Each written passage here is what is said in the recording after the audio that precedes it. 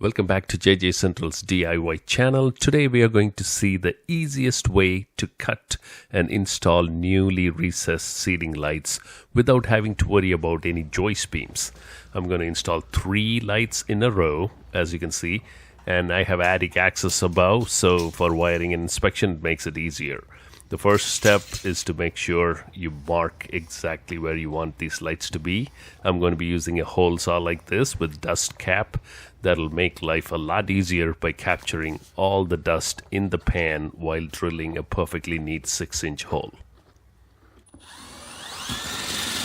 Starting with a slight angle to get started, as you can see, and then once I punch through, just see how clean the cut is. There's a little bit of catch, so I'm going again and punch all the way through, and out comes a perfectly cut 3/4 inch drywall and some insulation from the attic.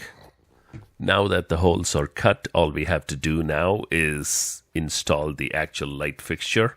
In this case, I'm using this pancake style, very slim fixture with those spring-loaded clips. There's 2 clips that really tightly attaches to the drywall, and that's all you need. With these recessed lights that are like a pancake, really flat, concealed ones, the major advantage to this is even if there is a beam going across, let's say your roof truss is crossing exactly in the middle of this, it's not a problem because the thickness of this is exactly as much as how much the 3/4 inch drywall that is up on the ceiling. So what that does is basically it'll still sit flat with the beam going right on top of it, and you don't have to worry about where you're actually putting the hole is the whole point, right? So you can just measure and put the hole anywhere, and then you can run the wiring if you have access from the top, or just daisy chain them from hole to hole going this direction. Yeah, these are about 7 inches wide, so you could use any hole saw ranging from 6 to 6.5 inch. So here I have a 6-inch hole saw and a 6 1/4. Either one could have been done, right? Yes.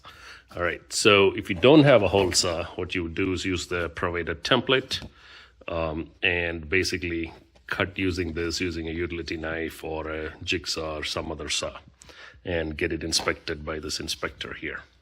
The next process is just electrical, and I'm not going to go over that here because if you're attempting this, you probably know how to wire. But just take a look at this cool lights. I flip it once, it's that full spotlight, and I flip it again, it goes into kind of a mood light or a night light setting, which is kind of cool. Same switch, just flick it twice. So I'll put the link in the description. You can pick the same thing up and do it yourself. All right, I will see you in the next video.